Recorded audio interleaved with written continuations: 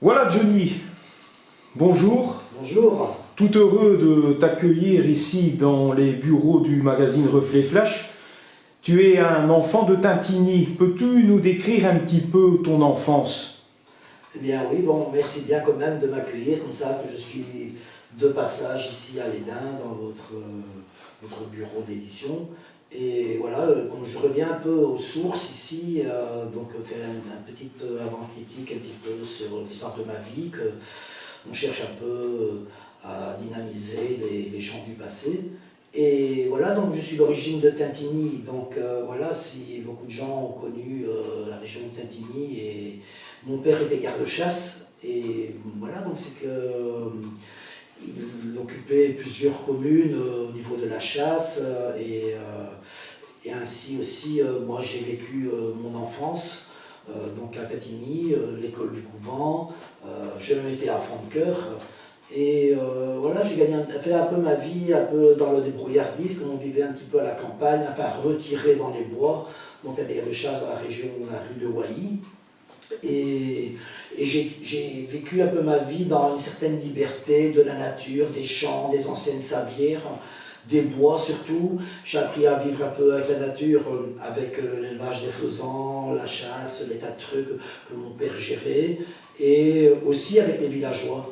Aussi avec les villageois, parce que au fait, quand tout jeune, je voyageais un petit peu dans le village et je récupérais les capsules dans les cafés, dans les sacs de capsules, parce que c'était tout. Et je ramassais, je faisais des paillassons et tout ça avec ça. Et tout jeune, là, j'avais 7 ans, 6 ans, quoi. Et j'ai appris après à faire la ferraille, récupérer la ferraille avec le marchand de bloc André Lefebvre de Froidmont. Et j'ai appris à connaître les métaux, le triage et gagner ma vie. Ce qui a fait que plus tard quand j'ai voyagé avec les familles de cirque adoptives, que je revenais l'hiver, et bien j'apprenais à faire, donc, prendre la ferraille un peu partout, que les gens laissaient au bout du jardin, qui faisaient des feux, qui brûlaient leurs déchets. Je faisais dans les fermes, ramasser beaucoup la ferraille. Et aussi un peu des industries coupées au chalumeau et des choses comme ça un peu plus tard, que j'ai évolué avec des charrettes à bras, puis après une moto Flandria avec une remorque derrière, petite remorque, et je ramassais la ferraille de plus en plus gros, et puis après des camionnettes, 2 chevaux et camions, et puis mes périodes de voyage pendant les saisons d'été ou autres. Et j'ai appris la ferraille aussi dans les grosses sociétés comme Panka à Orc, et voilà. Alors Johnny, tu as suivi Johnny Hallyday, qui est ton idole, durant une dizaine d'années en tournée, tu l'as côtoyé. Peux-tu nous en dire quelques mots? Eh bien oui, ça c'est une longue péripétie. Au fait, j'avais entrevu Johnny Hallyday avec la famille de cirque qui est du côté des Robas et qui louait leur chapiteau pour le Johnny Circus. Et j'avais entrevu et tout ça avec la famille, donc voilà, et voilà les programmations artistiques. Et puis un peu plus tard, j'ai été voir Johnny dans différents trucs de spectacle. Et après, j'ai côtoyé dans les coulisses Roland Glass, qui est la grilleuse de Johnny et la présidente du fan club de la rue Vignon à Paris de Johnny Hallyday.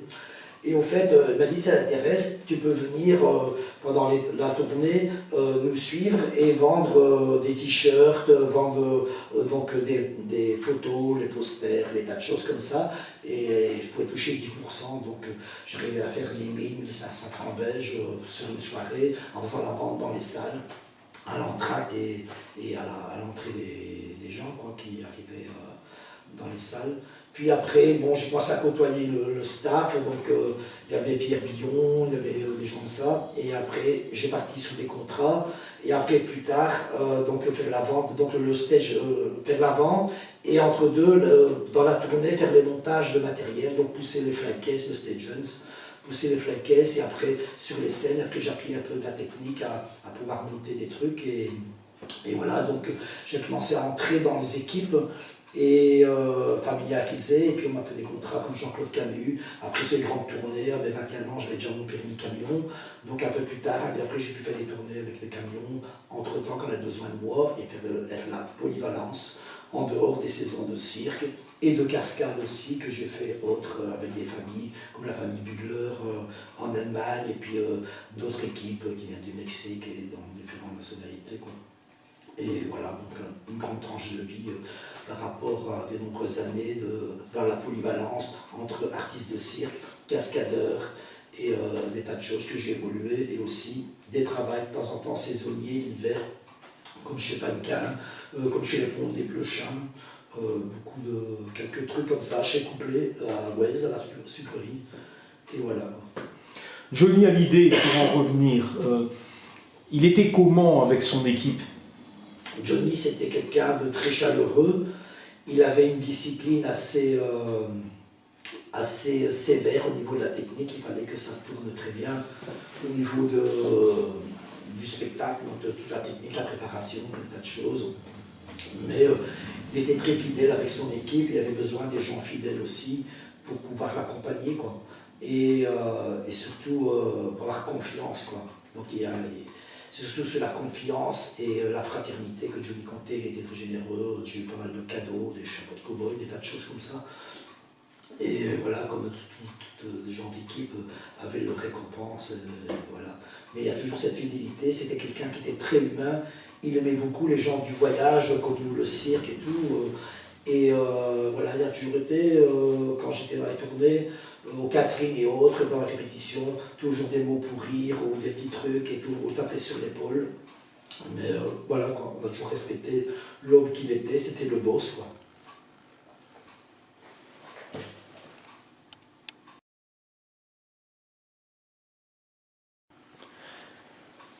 Alors Johnny, quels sont tes projets d'avenir?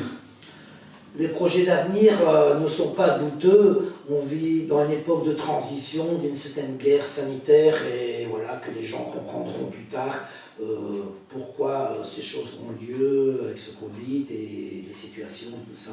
Donc nous les artistes, nous sommes un peu pris à la gorge parce qu'on nous a immobilisés plus de 2 ans quasi d'une activité, des confinements, les tas de choses, des restrictions. Donc qui nous empêchait d'avoir notre liberté de voyager, des tournées, et de faire des projets, des contrats et des avancements tels que je faisais avant, comme des tournées telles que dans le théâtre, comme La fille de Charlie Chaplin et Jean-Baptiste Thierry, donc Victoria, et le Cirque Invisible, des tournées dans l'Europe, Cold Blood de Jean-Claude Van der Maal, et beaucoup de spectacles théâtraux comme ça, que j'ai pu faire des tournées logistiques. Et voilà, maintenant, tout était un peu saturé, surtout que j'avais une autre vision, que je tournais déjà un petit peu pour le cinéma, donc en tant que figurant, ou faire des parodies, des choses dans le cinéma. Mais voilà, donc maintenant, ça s'est un peu freiné, ça devient difficile, surtout que les personnes qui ne sont pas vaccinées, les choses comme ça, donc le pass sanitaire, et puis de passe vaccinal actuellement qui veulent inclure, alors ce qui empêche les gens qui ne suivent pas cet ordre de dictature, on n'a plus le droit à pouvoir avoir des activités normales et être accepté, quoi. C'est bien dommage parce qu'on ne doit pas vivre dans un monde divisé.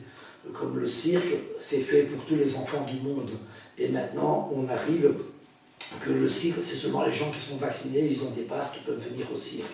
Or qu'on divise des enfants qui sont dans une situation par la dictature qui peuvent venir et d'autres qui peuvent pas être voir un spectacle de cirque ou autre. Ben voilà, et le cirque c'est pour tout le monde, c'est quand même triste. Mais moi, comme j'ai tourné un petit peu dans le cinéma, des choses comme ça, la publicité, donc j'ai fait pas mal de trucs aussi, tourner même pour des films contemporains, Storm en Hollande, ça met dans tous les cinémas de l'Allemagne, de la Hollande, et le festival du cinéma en Belgique du côté flamand, parce que c'est un film néerlandophone. Et voilà, elle fait des tas de choses comme ça, pour des séries et des trucs comme ça. Mais voilà, maintenant c'est un peu difficile, j'espère avoir un bon renouveau d'ici prochainement, parce que tout ce système, ça doit s'arrêter, comme toute guerre qu'il y a eu auparavant, comme nos parents l'ont connu. Mais ici, c'est une autre guerre, voilà, c'est pour accuser l'intelligence artificielle et ainsi dominer le système par un seul gouvernement mondial. Mais j'espère que ça n'ira pas à ce but-là, parce qu'il n'y a plus de liberté, on ne peut pas vivre avec une liberté artificielle.